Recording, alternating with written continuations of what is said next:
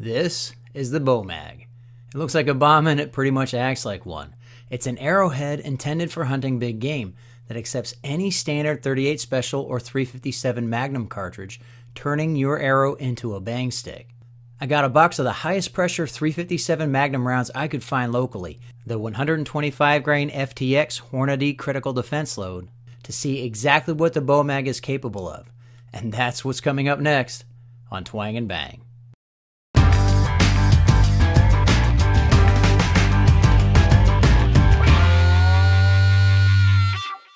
The bow mag body consists of a red collapsible head bonded to a black finned shell holder. The base holds the metal firing pin and threads onto the body once you've loaded the cartridge of your choice. When the bow mag hits an animal, the nose collapses, forcing the cartridge back onto the firing pin. With enough speed and power, the primer ignites the powder, which explosively expands inside the animal. Though the bullet is propelled forward, it does only a small part of the damage that the expanding gas does to the soft tissue it comes in contact with. I cannot wait to see what this does. I've got an old block of ballistics gelatin with some tanned hide in front. The reason I have tanned hide in front is, well, that's what I have access to. I don't have frozen live hide or anything like that. But the bow mag needs some resistance in order for the firing pin to hit the primer hard enough to ignite the cartridge. And so I'm afraid that with just bare gelatin, it might be too soft of an impact in order to do that. Let's see what happens.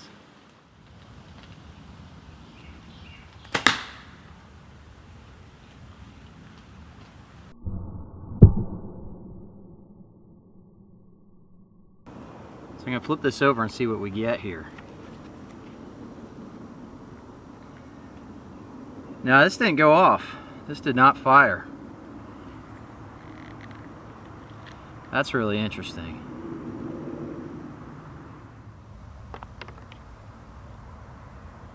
There is a little dimple on the primer, but it wasn't hit hard enough to ignite. I had to try that again. Alright, round two. I have a fresh tip and a fresh round. And I have doubled up on the thickness of the tan hide in front of the block. I flipped the block around so we got a fresh surface. Let's see if we can get this to go off this time.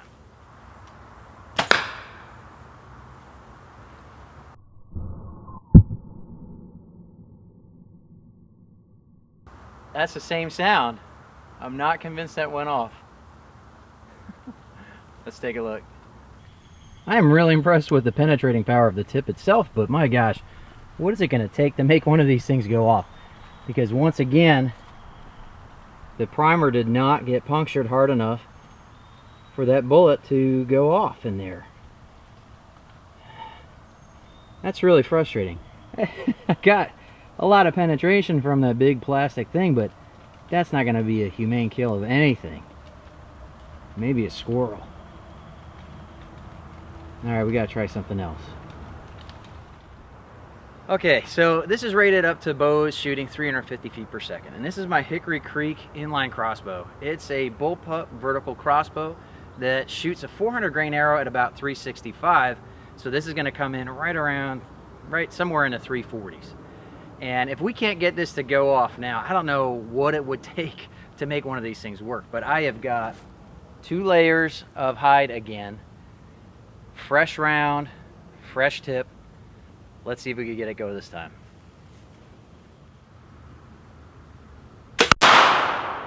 Yes!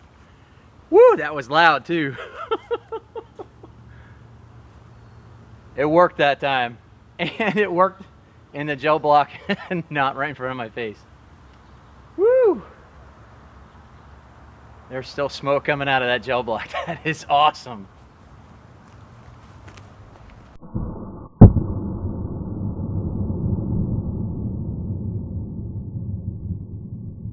Wow, look at the end of the arrow. The knock blew out of it. I don't know how it ended up down here, but there's the knock right there from the arrow. And you can see a burn ring around the hide there. And wait till you see inside. That is a mess. I can't wait to see the slow motion from the GoPro to see what happened inside of that gel block. And the bullet penetrated 15 inches, and it stopped probably because it hit the board underneath the gel block. That's surprising.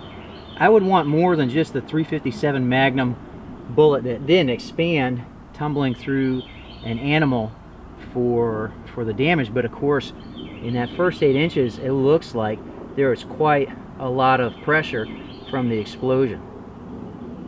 That's really cool.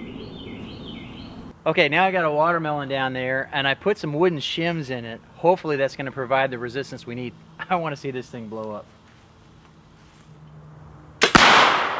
Woo!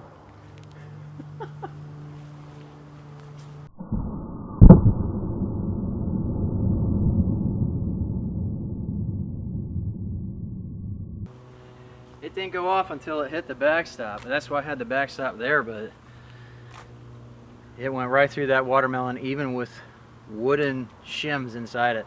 These things just do not want to go off. I don't get it. So this is pretty interesting nonetheless. It impacted the plywood right there, and it actually blew out the back right there. And right there is the bullet hole. And I think somewhere in here I'd find the bullet if I dug around a bit. But it definitely had enough power to blow through the plywood. I really wish it would do that in a watermelon though. Whew, okay, it's starting to rain. I'm on hour 3 of what should have been a half-hour video, having to start and stop because of rain coming through and the stuff not working and having to figure out what I'm going to do. But now I've got a new watermelon with a section of particle board in it, and if this does not set it off inside a watermelon, I have no idea what would, and I won't be able to find out because this is my last one. Hopefully this is going to work.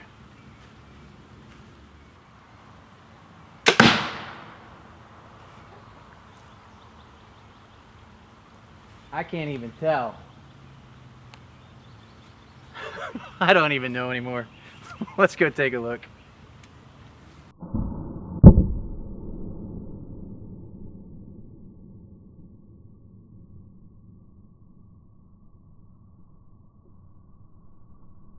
Well, one thing's for sure, I did get a lot better at knowing where to aim, because that's right in line with where I was aiming, and the watermelon rotated a little bit. It did go off inside the watermelon. It didn't blow up like I thought it would, but whew, it did blow out the backside. Wow. Okay, I'm impressed with that. That's amazing. Whew, you can put my fist inside of that. And that's the case. That's what you would expect to happen because there's no chamber to support it. So it just blew wide open. And I bet it blew down, which is why we have the hole going out the bottom. There's no way to control for that. Here's a piece of the head, and that would be guts. So as long as your animal has a piece of particle board in it, this will go off and make a mess. Well, it's the Hickory Creek inline crossbow to the rescue again. We needed it in order to get the power behind these things to get them to ignite, but we also needed some pretty serious resistance. It's not the kind of resistance I would expect to see if you were shooting like a deer and you made a perfectly good liver shot or you were doing a quarter away shot.